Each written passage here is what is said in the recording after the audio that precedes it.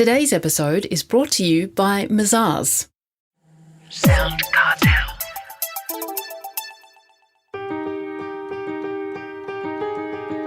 From SoundCartel, I'm Nicole Goodman, and this is Business Essentials Daily.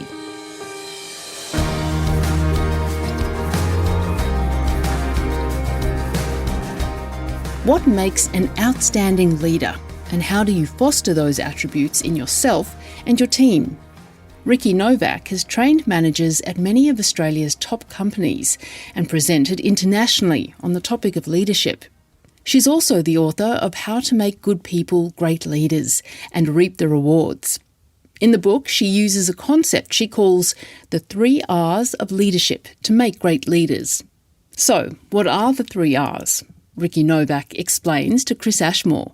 Resilience, respect and relationship, not in any particular order and not in any particular priority, but I see them all as being equally focused. And I think the resilience is the one that underpins it in many ways. Can you explain what resilience is? To me, it's about being able to manage multiple levels of complexity and multiple levels of intensity, sometimes physical, sometimes mental. I was recently on a plane and watched the air hostess pull down the oxygen mask, and I thought, you know what, we often get it wrong, don't we, when it comes to resilience. We intuitively want to give our oxygen mask to someone else.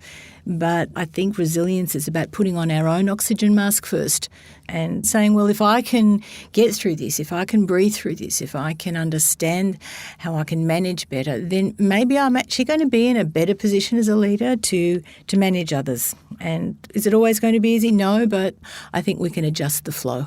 And that's up to us. So it really goes without saying that you really need to be resilient to be an effective leader.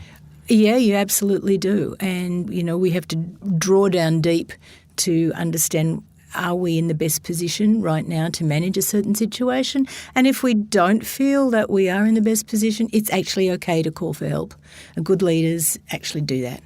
And how do you build that resilience? Well, relationships are dynamic, but you often can build your resilience through the relationships that you have with others as well. Sure, experience is a great way to build resilience, and sure, there'll be times that we call it trial by fire and we get the experience after we need it most, and maybe then we think we're more equipped next time, and maybe we are and maybe we're not.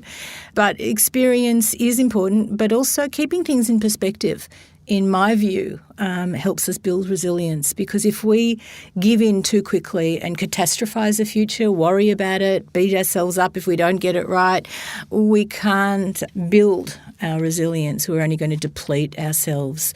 So making sure that we keep the situation in perspective, look at some short-term wins, look at some people who can help us along the way, will build. Well, in your book, How to Make Good People Great Leaders, you write about the CASH acronym, K-A-S-H. Could you briefly explain what that is? Yeah, well, it's not the cash in the wallet, but by doing these 4 things, the K-A-S-H, we might be able to put some more in there. And basically, the K is the knowledge that you have about yourself, about a situation. It's what knowledge do you have of your current client base? What knowledge do you need to have?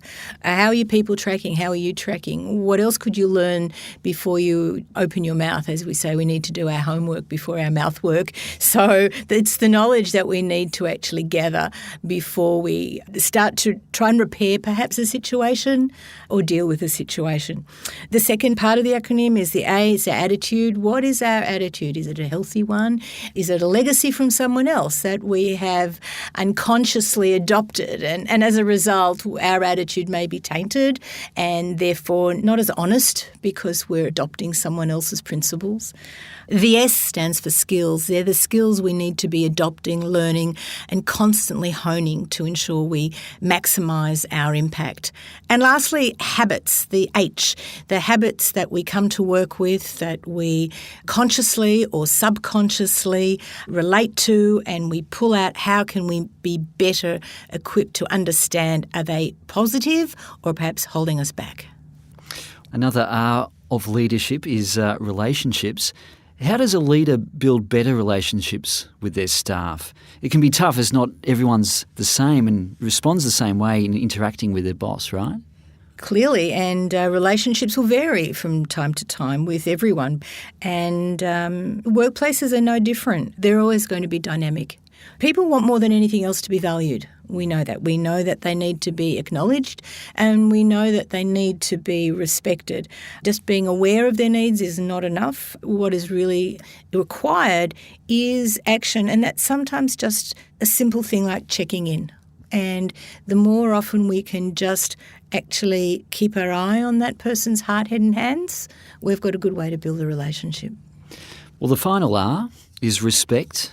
If you build good relationships with your team, doesn't respect naturally flow from that? In a perfect world, yes, but no.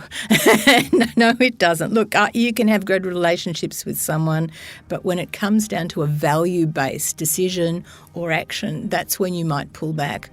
You know, I can work well with someone if I don't respect their values. I'm unlikely to want to work with them on other projects. And I think we need to be sharing and collaborating constantly in the world we live in. Can't risk it. That was leadership speaker Ricky Nowak.